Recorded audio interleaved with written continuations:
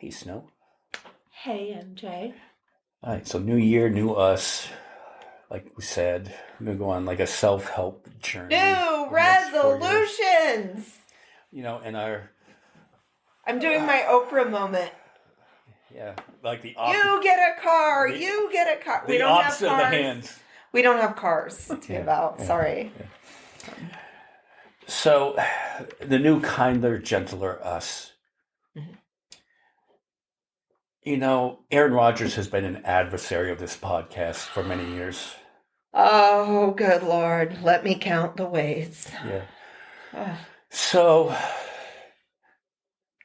we got turned on to the Aaron Rodgers documentary on Netflix.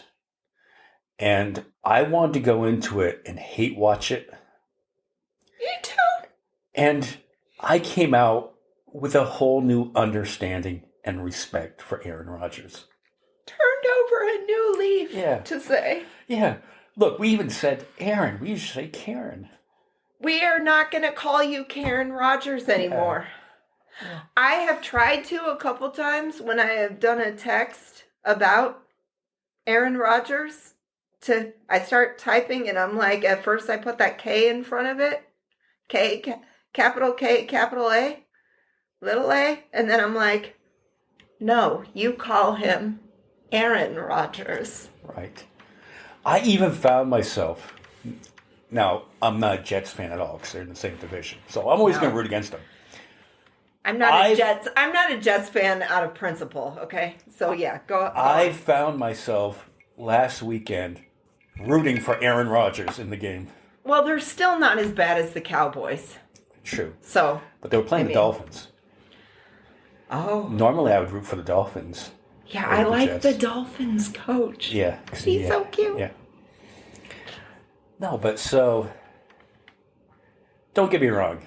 I still have major issues about Aaron Rodgers and his character at some points. But yeah, I have a new understanding about him. Yeah, we're not like, oh my God, we're in the Aaron Rodgers cult now. Okay, there's problems issues I still take with him. Yeah. As well as I still do with Tom Brady, who is your hero. Shut up. The GOAT. But, yeah, the GOAT. But we don't disrespect Mr. Brady on this podcast. There's the thing that I loved the most about this Aaron Rodgers documentary was, and how I have a lot of respect for him, and I'm like, I actually found myself being like, I want to be more like that. I want to be like Mike. I want to be like Aaron. Remember sometimes I drink and he is me. Anyways, we're talking more about his spiritual journey. Okay, and that's what I was getting to. The fact that he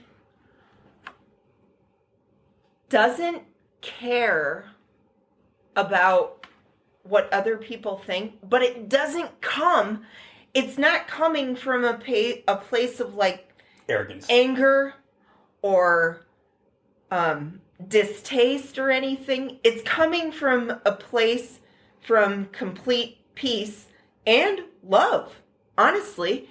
He's sitting there saying, he doesn't fault other people. Everyone's on their own journey, yeah. And he attributes all this to his ceremonies that he does, the ayahuasca ceremonies, which we'll get into a little bit. But it's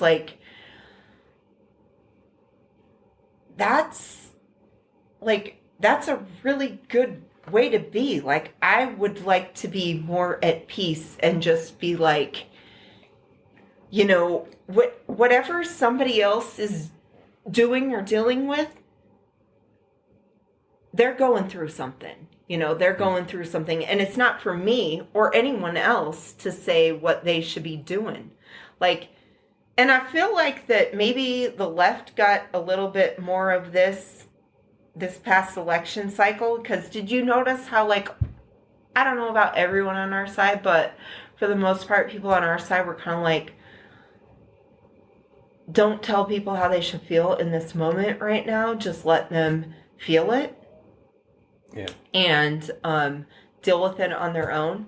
And I know that sounds like a bunch of pussy shit to the other side, but whatever. But then fine, keep trying to tell people how they should live their life and see where that gets you. Like, Right. It's kind of like, yeah, let people deal with this in whatever means they need to, and just be there to like listen and be supportive. Right. And that's showing peace and love. Right. And gratitude. I mean, you're like grateful for. Well, and also other the people. Zen part of it is not caring what other people think.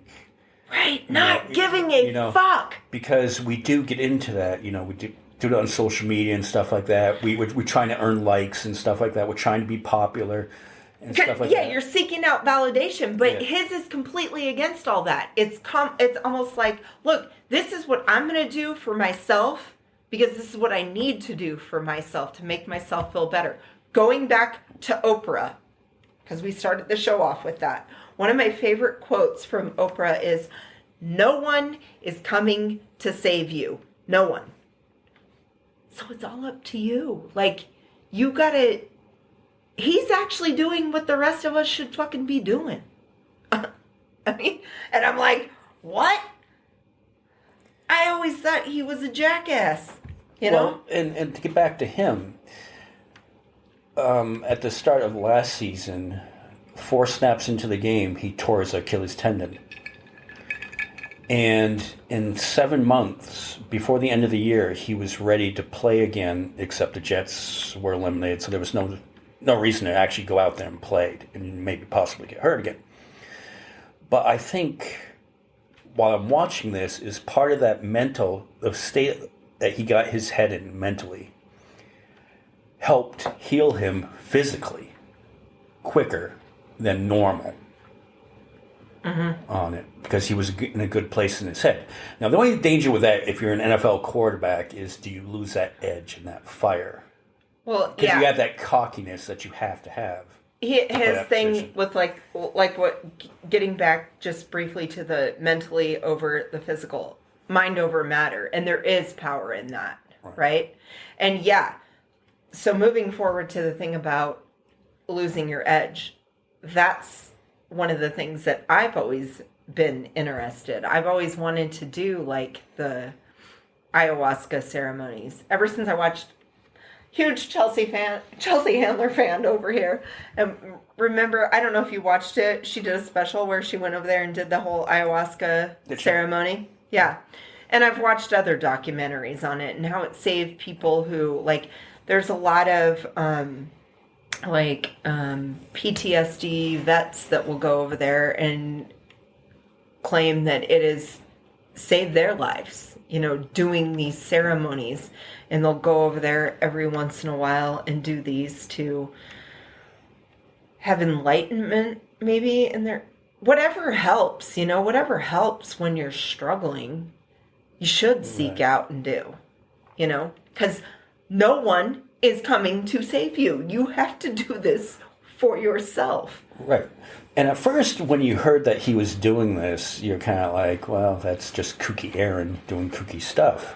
But every time people hear something new, don't they all... Look at how people are treating transgender folks right now. Because it's new. And they don't understand it. It's not necessarily new. As in ayahuasca ceremonies, it's nothing new. It's just coming to the forefront. That's what I mean by new. Yeah, it's nothing new. I mean, I've already told you before. I believe that I had someone in our family who I never got to meet because died decades before I was born. I feel like they were transgender, but when I look at old photographs, but yeah, it's not a new thing, but I mean, it's a new thing in culture. Maybe that's what I should have said. Right. Like, a new culture. In Western culture, perhaps. Yeah, that's more developed it's been and indigenous accepted. practice forever. Correct. Yeah. Yeah, and so Definitely. I had thought like ayahuasca was something that you smoked, but no, it's more the ceremony and it's a drink. It's like a tea. Arabian wine. Yeah. Yeah. They brew it and you It's from You the drink that. Mimosa hostilis plant. The root of the plant is what they generally use. And that Folks, we're gonna turn attention to the brains of our Yeah. show right now. Like you're throwing, we the species. we just It's an alkaloid, indole alkaloid. I love present when in you're. humans. It's We've I done love excellent. when you're on our show. I always love it. I love. Shout Makes out it to sound- Ra Ray, makes it sound like someone Like- knows what they're talking about here. or that we know Well, smart in past people. life, I was a scientist, so. We know motherfucking smart And people. I may not know anything about football, but psychedelic medicine has a special place in my heart. Okay. This is why I want to be her friend. And my brother has actually performed ayahuasca ceremonies as well as peyote ceremonies. Oh, we need to do that in the Oh podcast. wow, cool. And the Temescal, the sweat lodges that Aaron Rodgers also did. My Yeah. brother does those as well. Can I? We're gonna send you We out need there. we need to do this when Yeah. I retire, y'all. Well, I've been trying to. I'm What, already let's do it now. no, because okay. Remember when we were talking about Aaron losing his edge, and I do believe this too. Criticism, like this is part of the criticism of it. I'm like, you got so enlightened and peaceful now in your life, but you're trying to play a game like football. Football is barbaric. We all love football as Americans. We're conditioned to it's America's sport, but like it's barbaric and it's not really peaceful, and it's like it's men crushing into one another. Yeah. It's brutal, okay?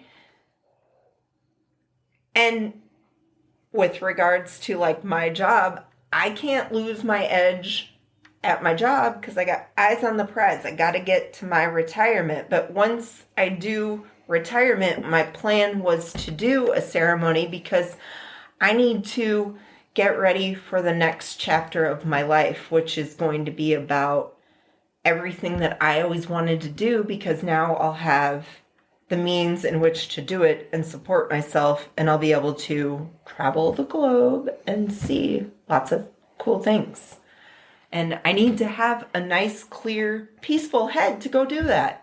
You want to go visit other lands? You got to be a person of love going over there. You can't be a hateful motherfucker going over there. You know what I mean? You can't be full of rage and anger. You can't have the fire. Right. So in the ayahuasca, is there DMT in the ayahuasca?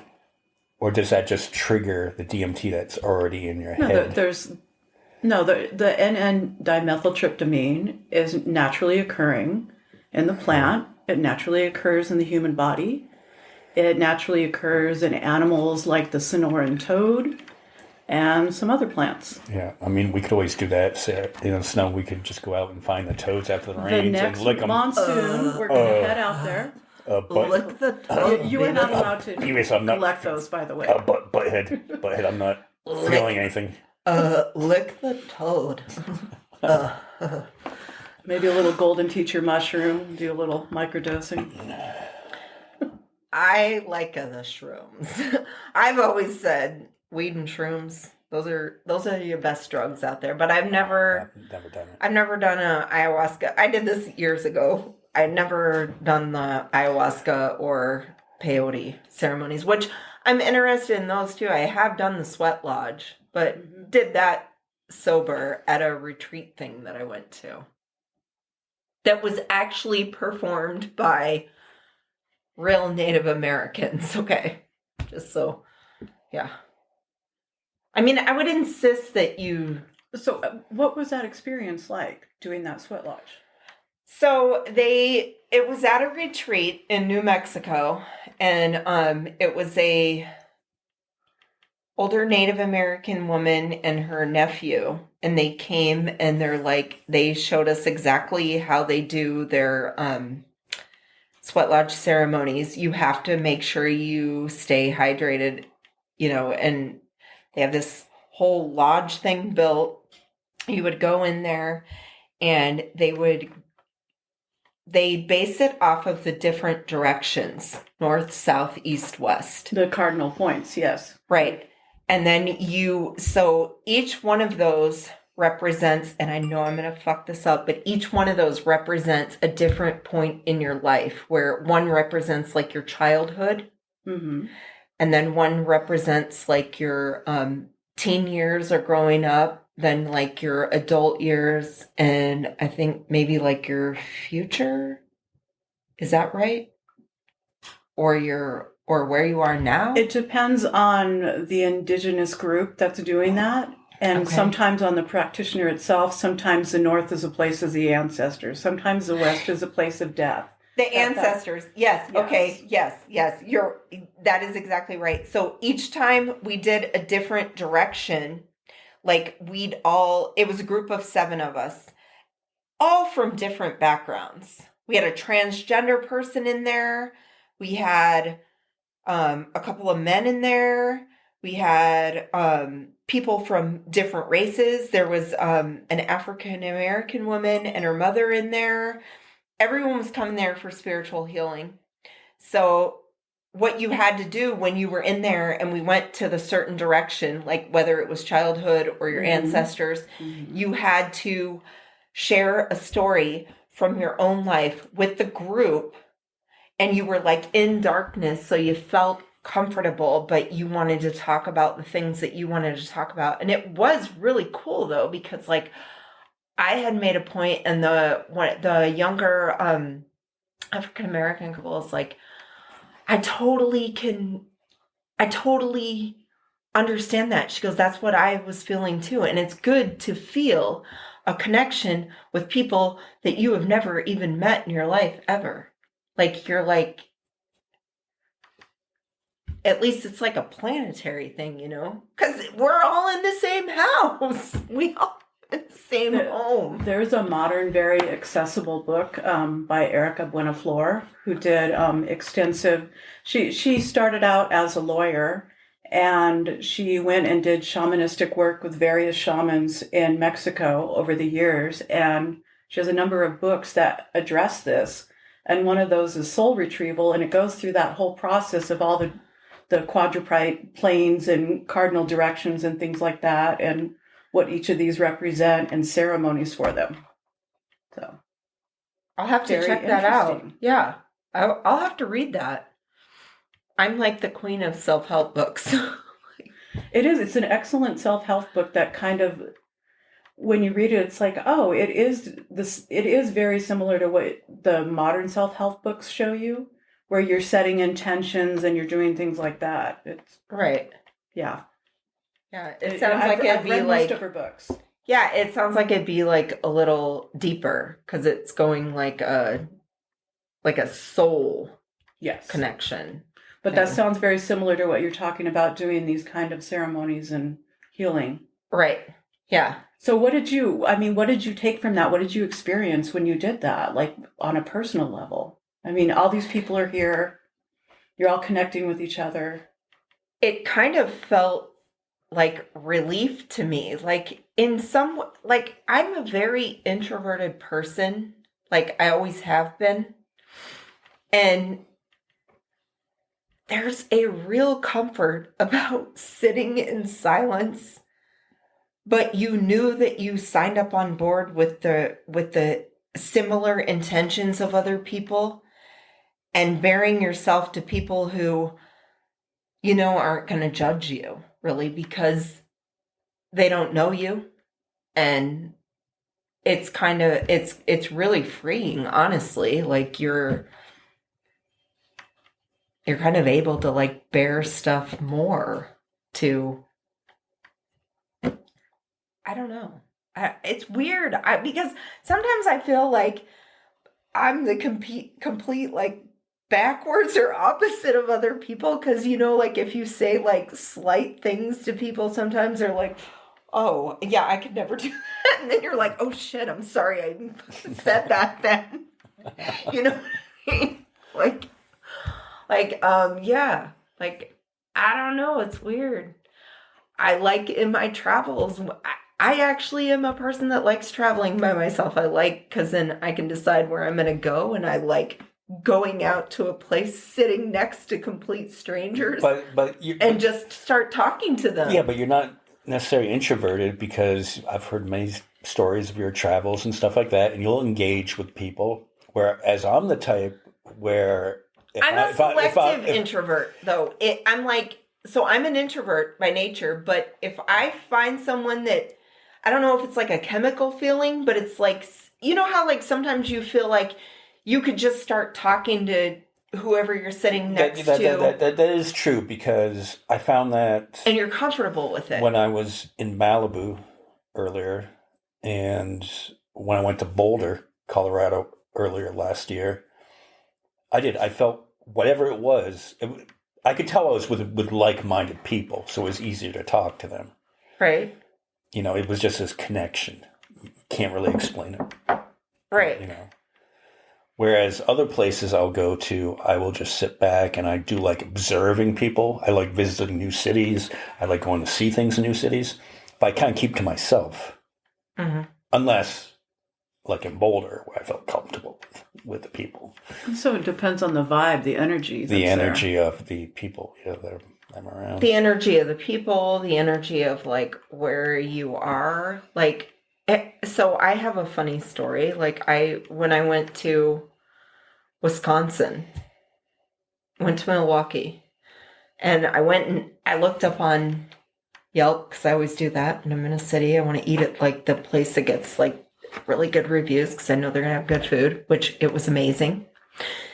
And then the place I went to, I was planning on staying there and hanging out, but it was so busy, probably because the food's so amazing, I had to sit outside. So I'm out on which was fine. I didn't mind it, being out on the sidewalk, like eating my meal and whatnot. And I'm like, all right, I'm going to look for like bars close to this area. So it's like, all right around the corner, there's a bar to go to. So, and I know nothing about Milwaukee. So I walk like literally one block up and like a couple stores over to the left. And I go into this bar, and the bar is all Black people. And I'm like, and I walk in and I was like, okay, you're staying in here. You're going to go sit down and you're going to have a drink. How many times is there a situation where like there's one Black person that has to go sit amongst the rest of the white people? I'm like, you're doing this. So I do. I go and I sit down next to the bar. I'm like, well, I asked permission. I was like, is this seat taken? And she's like, I go, is anyone sitting here? And she goes, you are now. And it was my lovely friend, Brittany, that I met in Milwaukee. She was so great. Yeah. She's like, sit down. Made me feel so cool. I'm like, oh, I'm visiting. She was like, where are you from? And I tell her, Arizona, blah, blah, blah. She goes like, all right, well, this is Tuesday night. What was it? It wasn't Music Club. Not the Sheryl Crow thing. Tuesday night club. Maybe it was just Tuesday night club. But it was at this specific bar. Local bar. And, so she's like, well, here's the list of specials. I'm like, oh my God, I'm so glad I sat next to you. I have someone to explain this and help me with all this stuff, because I'm like a visitor. So yeah, we ended up becoming friends. And then we went and hung out after that. She's like, look, I'm going to go over and meet up with this guy that I started talking to at one of the hotel bars. She's like, you want to go? And I was like, all right, let's go. So we go. Then I meet this dude. This guy fucking had the knowledge, the sports. I'm like, you should be a fucking sportscaster. Like, we're sitting there talking sports stats, because he shows up in like this fully decked out Philadelphia Phillies outfit. He's got the hat and the Letterman's jacket, right? And I'm like, wait a second, where are you from? I'm like, you ain't from Philadelphia? I'm like, and you've got all that gear on? I'm like, he's like, I've always been a Phillies fan. Then he starts sitting there talking about how he knows all these stats, right? So I start quizzing him on them. And he is rattling off year for year, player for player, when they won these awards. And I'm like, whoa, wait a second. I got to look that up. I look it up. Fucking spot on. He's like a savant when it comes to like sports stats. And I'm like, what the fuck? They need to fire some of the motherfuckers on the network and hire you. I had a similar experience in L.A. I went to go see Linkin Park a few months ago. And on the way back to the hotel, we were Ubering back, and my nephew wanted to stop to eat. I was like, I just want to go back to the hotel. I'm old. Get some sleep. Right. But now he wanted to go out to eat. So the only place we found open was there was this bar that was maybe a few blocks from the hotel, and we go in there, and it was like you were saying. And this is conditioned into your head. You walk in and it's just like, it's all black people. And to me it felt like, not really the place for me. Not like I'm a racist or anything like that, but I was just like, all right. But you feel like you're invading their good time. Yeah, but. You're like, the last thing they want here is this bitch. But it was the only place open. And like, all right, he wants to get something to eat, fine. And we sat down. And it was somebody's birthday, and it was this whole party, and the crowd was just awesome. It was karaoke night, and everybody's like singing along. The people next to us were having a birthday party, and they're like, "Come on, baby, get up and dance!" Did you karaoke? No, I didn't karaoke. What? No, because I don't think they had Metallica or Bob Dylan. That's all I can karaoke. They might have had Bob Dylan. Bob Dylan wrote that song about the hurricane. You could have sung the hurricane, but left out one word because that's the way. Yeah, but I was like, wow. But that even taught me, who very forward thinker, that I was like, wow. My initial gut reaction when I walked in here was totally different. Everyone in this bar is cool, and yeah, we ended up staying for longer than what I really wanted to, but we had a good time. Then it was all worth it. Yeah. Then you can't. I did wake up the next day going, you're not 21 anymore. Right. It's my nephew's fault though, because we were doing Jaeger bombs before the show. But that is proof right there that people need to just put aside everything and just talk to each other like you're humans. Right. Because you're gonna like people, Yeah. You're going to fucking like them. I mean, yeah, because we all really are connected as people. I know. My friend Brittany that I had met, she's like, I'm going to buy your drink, She's like, buy me a drink. And then we were talking a little bit later, and it was a bunch of people's birthdays there, right? And then she's like sitting there, blah, blah, blah, we got talking. And then she's like, yeah, my birthday is not the next day, but the day after. And I'm like, I should be buying you a drink then. You should not be buying. I'm like, how nice of a person you are. You don't fucking know me at all. And you're offering to buy, I should be buying you your drink. Not the other. I'm like, so now we have to have another drink, and now your drink is on me, and we kept drinking. Yeah. I mean, so we do have to thank Aaron Rodgers for, I don't know, just kind of opening our eyes a little bit. I still kind of disagreed with him about the whole COVID thing, but he could have just told the truth. Hearing him explain it, I get his point of view. Hearing him explain it, I was like, you should have just told the truth and said you didn't want to get it. I mean, if he would have came out by that time they were doing it, though, because they had already made statements like, if you're healthy, you're probably okay. He should have just said, look, I'm not going to get the vaccine. And if him and other football players wanted to say, look, we're not going to get the vaccine, and they started some sort of protest that way, fine. We live in America. Good. You're supposed to be allowed to protest and protest it. And then fine, don't have games because you refuse. If your beliefs are that strongly held, but don't sit there and lie and say that you did. He didn't lie, though. He didn't lie because he said he was inoculated. He didn't say he was vaccinated. He should have explained that better. That's a chicken shit cop-out, though. And he knows it, and you know it, and I know it. What I'm saying is he should have been honest about it and just said, I have no desire to get the COVID vaccine because it already came out that this was a new vaccine, unlike any of its kind. Fine. If you want to do that, if you want to go the scientific route, Shit, I've even opened my mind up since then. I'm like, you know what? Fine. Yeah, you want to hijack the abortion thing? You do it. Your body, your choice. Fine. But you better fucking support that when it actually comes to that real issue at hand, which is the issue of abortion. You know? Right. Because I'm all for bodily autonomy. I was fine with any of them saying, I do not want to, my whatever my headspace is, whatever my beliefs are, religious or otherwise, whatever my, fuck all that even, whatever my headspace is, if their headspace is sitting there telling them that they don't want to get this done, then I was like, fine, if they feel that strongly about it. And I was like, you know what? I gotta thank you because you're bumping my space in the line to get it closer to the front because I wanted it. I'm like, right. I wanted the vaccine. I mean, because at first you couldn't get it here. And it was selfish on my part. You couldn't get it here. You couldn't.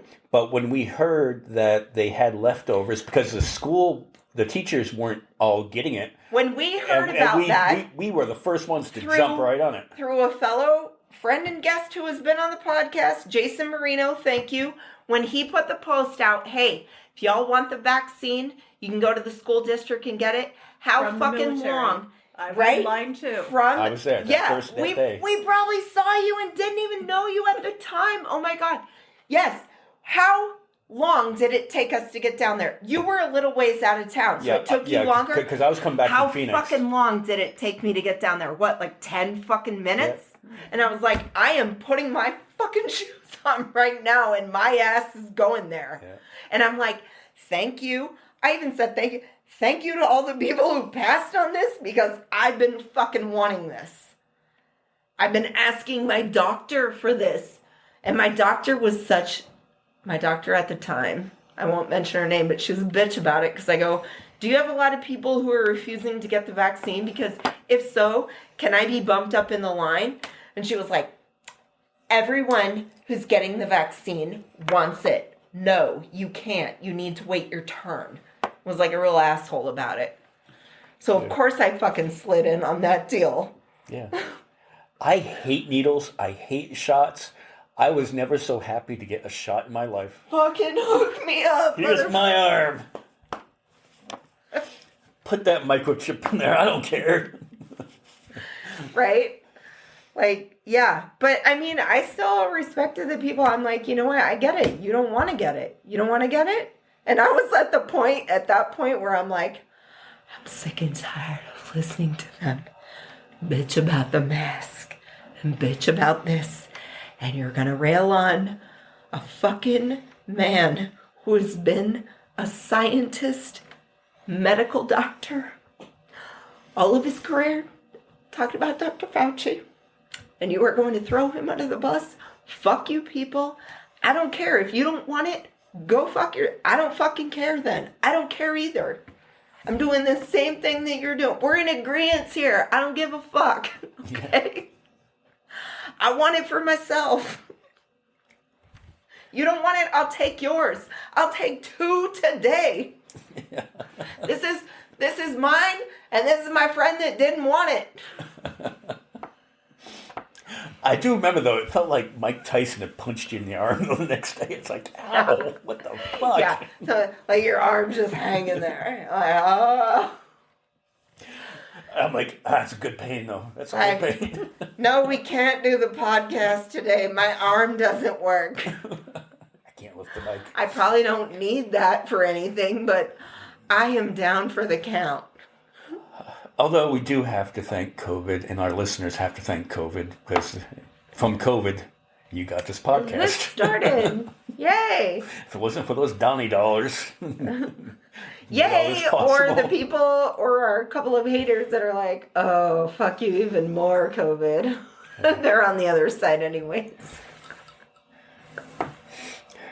Little do they know that I helped extend the mask mandate. We can say that now. Right? But yeah, to Aaron Rodgers and, hey, a newfound understanding of, the way he thinks. I felt bad. I felt bad for him at the time because I was in total agreement with him. Like his parents were just like overly religious, like crazy religious, and he was just like, I'm just not into that. Oh, he talks about how he came from a super conservative religious background, and then he goes to a school like Berkeley, which is like the complete polar opposite. And I wonder if he got taught, if he went to Berkeley, did he get to have, oh my God, I've got his face in my mind, and I can't, the little guy, the Secretary of Labor under Bill Clinton, Robert Reich. Oh. Did he get to have Robert Reich as a teacher? That would be my one reason for wanting to go to Berkeley. Yeah. And then, what led him to be so competitive as Brett Favre's backup was because he was pissed that his favorite team, the 49ers, didn't draft him. My team. He could have been. Hey, you know what? If we would, could you imagine, if you went from Steve Young to fucking Aaron Rodgers? If we went, Steve Young to Aaron Rodgers right away, the 49ers, they actually, if they had the choice to get him and they passed on that, they did make a poor decision because they could have had that 6th Super Bowl, right? I think they chose they chose Alex Smith over him or something like that. Right. And that turned out to be not that great. Yeah. So, no disrespect to Alex Smith, but I did not like him when I was like, where did they get this guy from? But hey, at least you got Colin Kaepernick after that. I did. I actually did like Colin Kaepernick way better than I liked Alex Smith. Yeah. But, I mean, could you imagine, so if they would have taken Aaron Rodgers over... Or another one who really wanted to go to San Francisco, because always had been a 49ers fan, was none other than the GOAT, Tom Brady. You could have... You passed up... So I'm starting to think, hey, 49ers, owners, if you're listening, you know how you guys always like to blame the coaches? Like you fucking did it to Jim Harbaugh. You sayonara'd him. Maybe it's y'all who don't make the greatest decisions when you're doing the drafts. Yeah. Just saying, you need to take a step back and reevaluate. Maybe do an ayahuasca ceremony, and it will clear your head, and you'll have the vision. Right, because the owners could do that because they don't need to have that competitive edge. Right? Could you imagine Tom Brady doing the ayahuasca ceremony? Like, let's go! Can you? Yeah, but could you imagine in your mind a mellow Tom Brady? No. Never. Like what? No, I mean because could you imagine him getting off of his thing of not eating ice cream made out of avocados? He's actually eating real ice cream. He is very disciplined, like I don't think he could do that. I don't think he'd be able to. That's why he's a GOAT. Takes a lot to be a GOAT. 7 Super Bowls. I know. Okay. And 49ers, you could have had 49ers probably could have broken the record and been at like 8 or 9 Super Bowls by now if they would have made better decisions when they picked. They got Brock Purdy, I do like Brock Purdy. So they could be at 10th or 11th Super Bowl by now. I don't know. Yeah. See, I mean, that's what we need to do on this podcast. More self-help, and now we're into sports talk. Right? Who you got? Rams or Vikings? Shit. Okay. Who I'd want to win? I would want the Vikings to win. Who do I think will win? I'm gonna say the Rams. See, I'm rooting for the Rams. You're rooting for them? Yeah. Okay. Oh, because of you're doing the sentimental thing. Well, you're nicer than me, though. I'm bad cop. Well, I'm going the easiest route because I want the Bills versus the Lions in the Super Bowl. So I'm trying to get the good teams I want eliminated, so the Bills have an easier path. I definitely want to see the Lions in the Super Bowl, but I would like...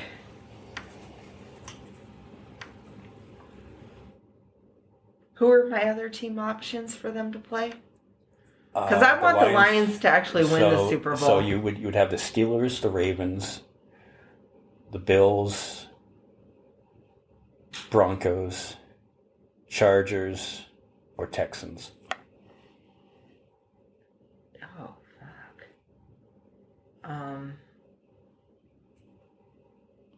Okay, wait. You have the Chiefs. Wait a second. We don't want the Chiefs again. No, but would the Chiefs be... The Chiefs wouldn't be playing the Lions in the Super Bowl, if it got to right? the Super Bowl, it could be the Lions versus Oh, the Chiefs. it would be the Lions are... I always get confused about the conference championships. The conferences. I wouldn't mind seeing the Lions beat the Chiefs in the Super Bowl. Oh, I would love that. And don't get me wrong, I am all on board for Tay-Tay to marry Travis Kelce. I still... remember, I predicted that right when they started dating, and I want to see it happen. But... I would, if it comes down to the Chiefs or the Lions, I want the Lions to win the fucking Super Bowl. Number one, they've never won. Number two, I like that coach. Number three, I'll get to see Eminem at the Super Bowl. I get to see him up in the box seats.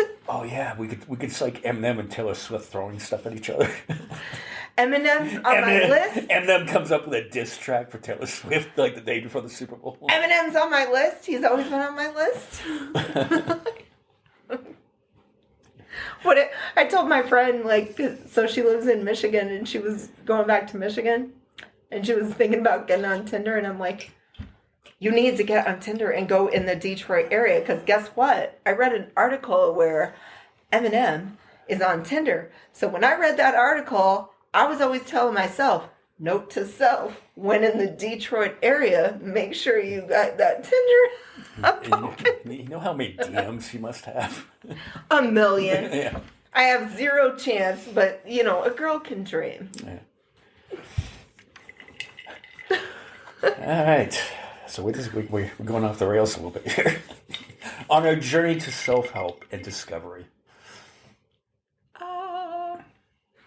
A period of enlightenment. Well, it's weird. After I watched the Aaron Rodgers thing, how after you watch one thing on Netflix that it's just you go down the rabbit hole. So yeah, I watched a thing on enlightenment. And I went down a rabbit hole. I'm like, okay, I got to do this journey to self-discovery. Bought a book about getting over your codependency, which is a real kick to the crotch. It's but it needs to be done. I feel like all of this will be good in the long run. I don't know, personal discovery, journey stuff. Growth. I feel, growth. Getting over trauma. I've always done this through I think that's what broken people do. They're always on a constant journey, It's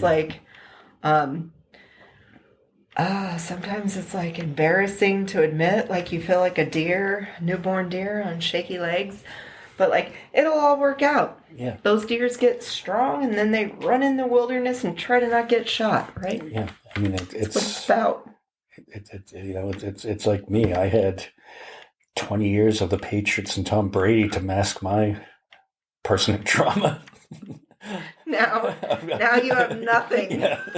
Now it's void, and I have to. And you have to resort to watching Aaron Rodgers documentaries. Aaron Rodgers documentaries, and then I'll watch old cartoons, and then I'll get into watching those husky videos on Facebook where they're talking. The huskies talking back, sassing. I've got an idea then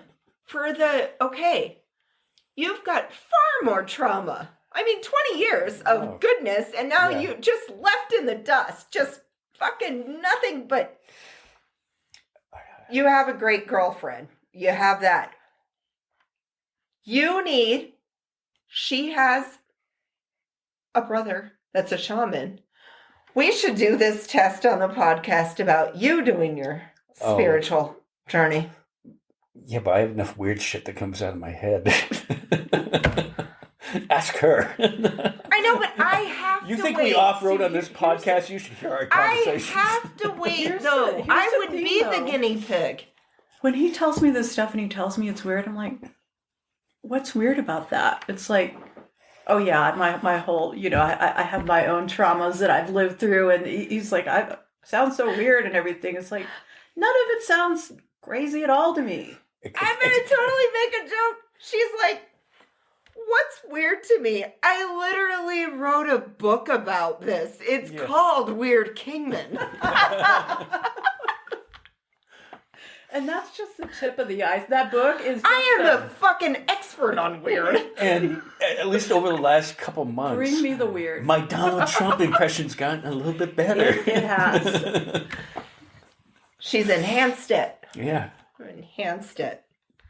Well, you know what? I vote for y'all's relationship, even over Tay Tay and Travis. All right. The Kingman Power couple. Right. Best-selling author and most listened to liberal podcast in Kingman.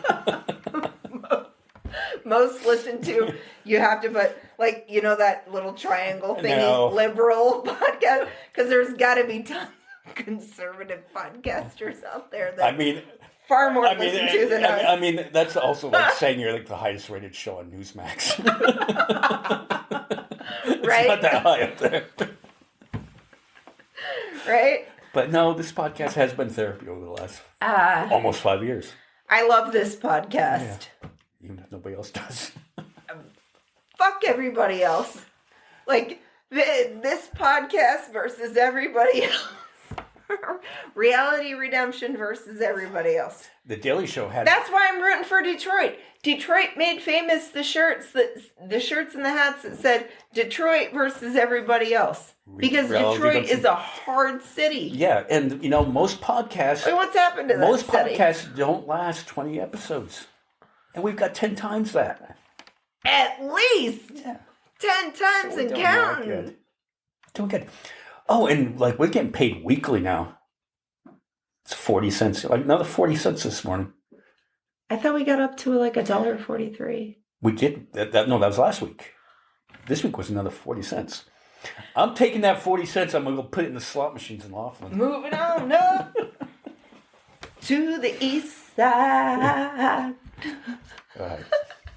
And I've got my $20 in book sales for the week. Yeah. Take with me. Hell yeah. Best-selling author. I hope you guys win. All right. On that note, we'll wrap this up. Thank you for listening. And, we'll try to do more self-help, self-awareness stuff in the future. I hope that we have...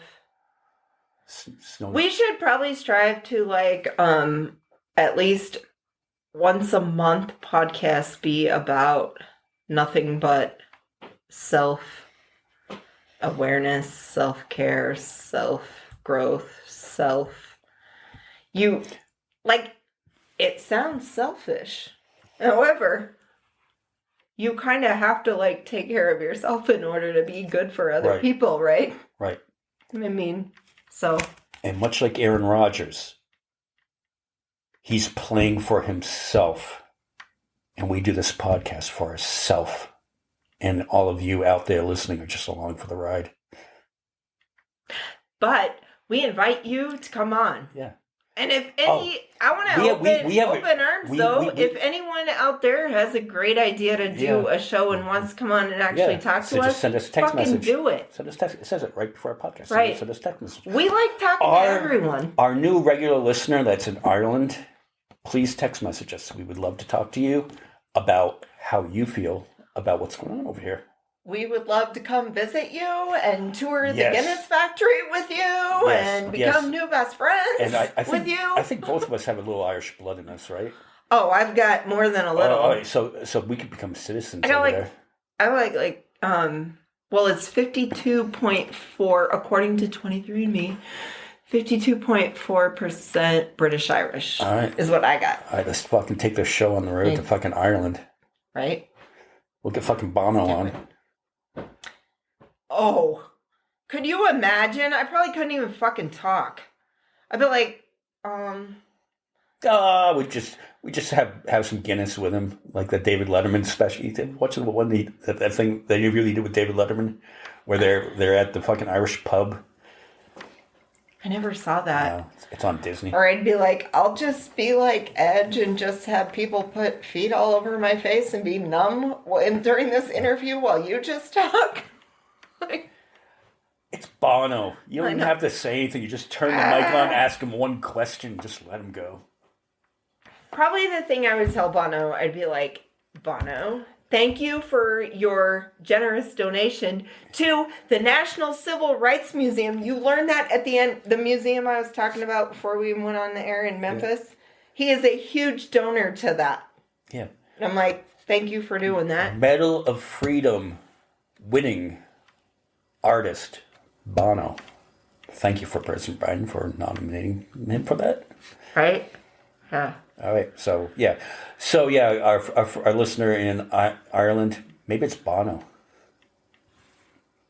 That'd be Don't get my hopes up. It's like Bono's like, his agent's probably like, right. Bono's like telling his agent to fucking book us on this podcast. So just send us a text. We'd love to have you on. It's as easy as that. Just send us a text. Yeah. We'll talk all about, his work with AIDS and everything else that he does. Oh my God, there's so much to talk about. Where would you even start with somebody like him? What topic do you even start with? I would ask him, I'm like, who designs your stage? Because his show at the Spear with you two was the most mind-blowing experience I've ever seen. I felt like I was on ayahuasca seeing that show. It was trippy. Oh, wow. I haven't been to the Spear yet. It's amazing. We should go because they're doing they do a concert film by U2, and it's like seeing the concert. The same visuals and stuff like that. But yeah, it's at the Spear. I think I want to go, though. I think I want to go and actually see a band there. Like, I don't know. Somebody cool, like a legend. I don't know. The Eagles are there now. Oh, I was going to say, would they be able to get CCR back together? Or is that not? No. Did too many of them die? Oh, they all hate each other. They hate each other. Oh, yeah. But why? Your music. Do you know how important Fortunate Son is nowadays? Like, come on, guys, get over it. Huh. Let's get Aaron Rodgers to do a speaking engagement there. And then fucking, like the big spear, they can fucking flash all the fucking thoughts in his head up there. That would be kind of cool. There we go. All right. On that note, we will shut this off. And we will be back soon. I think you're off. I think you're away next weekend, though, right? Mm-hmm. Yeah. Gotta go visit Moms. All right. So we will talk to you soon. Bye, y'all. Love you.